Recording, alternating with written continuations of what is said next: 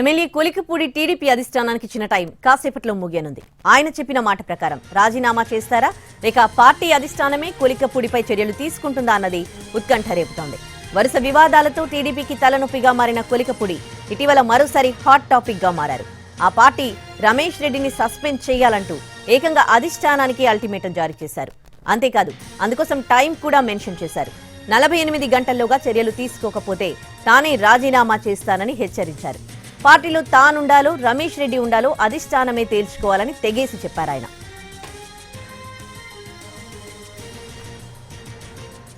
Tiruvuru MLA Kolikapudi Srinivasarao ultimatum జారీపై అధిష్టానం కూడా సీరియస్ అయింది. ఈ వ్యవహారంపై నివేదిక కోరింది. ఎన్టీఆర్ జిల్లా పార్టీ అధ్యక్షుడు, రీజనల్ కోఆర్డినేటర్, విజయవాడ ఎంపీ ముగ్గురు కలిసి నివేదిక ఇవ్వాలని సూచించింది.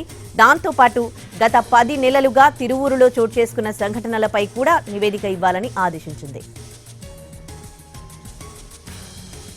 గత రాత్రి హైకమాండ్ కు నివేదిక సమర్పించింది కమిటీ. మరోవైపు ఫోన్ ద్వారా స్థానిక నేతల అభిప్రాయాలను కూడా పార్టీ తెలుసుకుంది.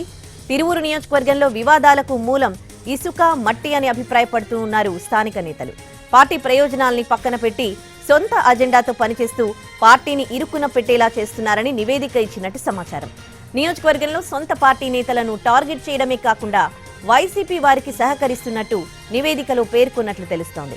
కొలికపూడిపై చర్యలు చేపట్టకుండా వదిలేస్తే రానున్న రోజుల్లో పార్టీకి ఇబ్బంది కాబట్టి ఇప్పుడే నిర్ణయం తీసుకోవాలని కోరుతున్నారు కొందరు నేతలు. దీంతో అధిష్టానం ఏం చర్యలు తీసుకుంటుందని ఉత్కంఠగా ఎదురుచూస్తూ ఉన్నారు పార్టీ శ్రేణులు.